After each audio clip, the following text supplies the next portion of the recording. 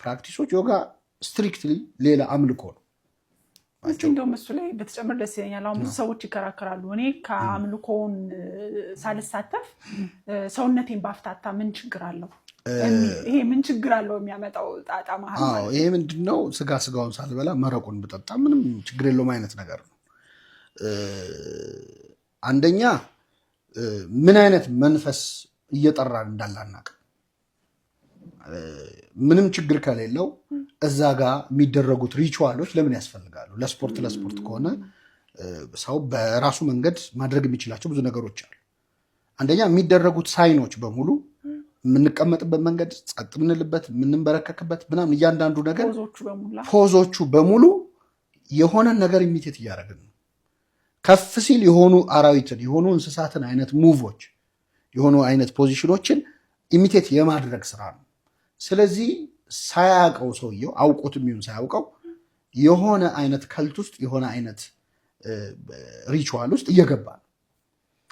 በስፒሪቹዋል አይን ማየት ደረጃ ላይ ቢደርስ ምን አይነት መንፈስ እየጠራ እንዳለ ከምን ጋር ኮኔክት እያደረገ እንዳለ አይታወቅ ማለት ይሄ እኔ አላምንበትም እኮ ግን ሰግዳለሁ እንደማለት ነው። አሁን አንድ ክርስቲያን ያልሆነ ሰው ማያምን ሰው ምን ችግር አለው ብጾም ብጸልይ ባስቀድስ ብሰግድ ጠበል ብጠመቅ ግን አላምንበትም እንደማለት ነው። የዚህ ሪቨርሱ ማለት ነው። ስለዚህ ምን አይነት መናፍስትን እንደምንጠራ ምን አይነት ክፉ ነገር በሰውነታችን ላይ እንደምናመጣ አናውቀው። በነፍሳችን ላይ ምን አይነት ነገር እንደምናመጣ አናውቀው። በዛ አይነት መንፈሳዊነት ደረጃ ላይ ብንሆን ኖሮ ይታየን ነበር። ግን ስለማይታየን በቃ ያ ሃይማኖት ነው። ስትሪክትሊ ይህንን መወሰን ያስፈልጋል። የምታመልኩትን ዛሬ ምረጡ ነው ያለው። ስለዚህ መምረጥ ያስፈልጋል። እስከ መቼ በሁለት ሀሳብ ታነክሳላችሁ ነው የሚለው እና ከዛ ውጪ ሜዲቴሽን፣ ጸጥታ፣ አርምሞ እነዚህ ነገሮች ከክርስትና የተወሰዱ እጅግ በጣም ፕሮፋውንድ የሆነ ካልቸር ያለበት ቤተክርስቲያን ውስጥ ነው ያለው። አንደኛ ጾም ኢንተርሚተንት ፋስቲንግ ተብሎ ስሙ ተቀይሮ በኤክስፖርት ስታንዳርድ ሄዶ መጥቶ ካልሆነ በስተቀር ጾም ነበረኛ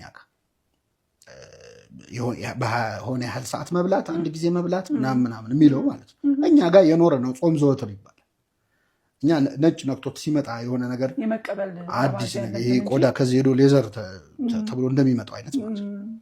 አንደኛው። ሁለተኛው በጣም የሚገርም የሜዲቴሽን እና የቴራፒ መጽሐፍ መዝሙረ ዳዊት ለየትኛውም አይነት ስቴት ኦፍ ማይንድ ለየትኛውም አይነት ሰው ምድረ በዳ ላይ ብቻውን ቢሆን መዝሙረ ዳዊት ከያዘ ብቻውን አይደለም ይባላል።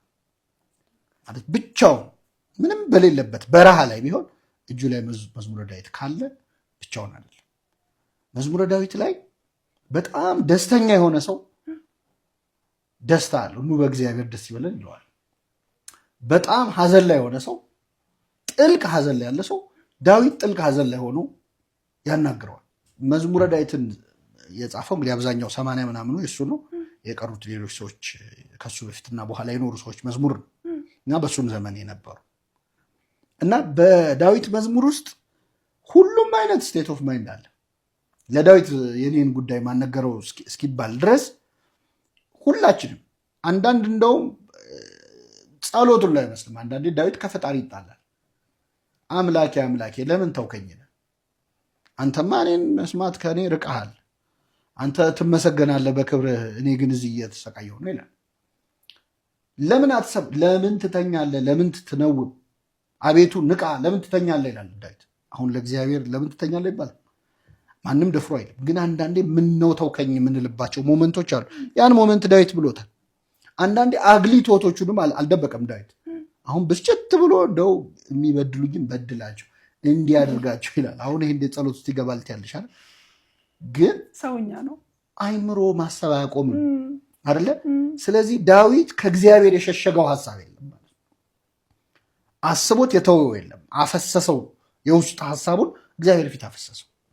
ስለዚህ ጥልቁ መረጋጋት፣ ጥልቁ ሰላም የሚገኝባቸው ጸሎቶች፣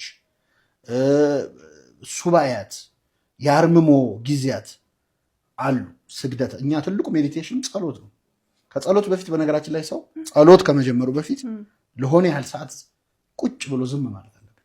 ማር ይስሐቅ በጣም ጥልቁ ጸሎት በእግዚአብሔር ፊት ዝም ብሎ መቀመጥ ነው እንጂ ዘሎ ተሯሩጦ ወደ ጉዳዩ አይገባም። መጀመሪያ አንተና እግዚአብሔር ብቻችሁን ጸጥ በሉ እስቲ። እሱ ራሱ በጣም ጥልቅ ጸሎት ነው፣ ልብን ለሚሰማ አምላክ። ሙሴ እኮ በጣም ጨንቆት ይገርምሻል። በግራ እስራኤላውያን ኧረ ልንሞት ነው እያሉ ይጮሃል። በቀኙ የፈርዖን ሰራዊት እየበረረ እየመጣ አዋራ እያቦነነ ነው። ህዝቡ ይጮሃል፣ ፈርዖን ይጋልባል። በቃ ግራ ገብቶት ዝም ብሎ ጸጥ አለ። ጸጥ ሲል እግዚአብሔር ምን እንዳለው ታውቂያለሽ? ለምን ትጮህብኛለህ? ምንም አላለም ሙሴ። ከህዝቡ ጩኸት በላይ የሙሴ ዝምታ ተሰምቶት። አንዳንዴ ስፒችለስ የምትሆኝበት ነገር አለ አይደለ? በቃ መጥተሽ እግዚአብሔር ፊት ቁጭ ስትይ ያ ዝምታ ራሱ ይተካል።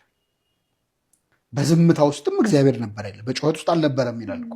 በዝምታ ውስጥ ግን አለ ክርስቶስ። የማይረሱ ዝምታዎች ነበሩት። ህዝቡ ይሰቀል ይሰቀል እያለ ይጮሃል፣ ስቀለው እያለ ይጮሃል።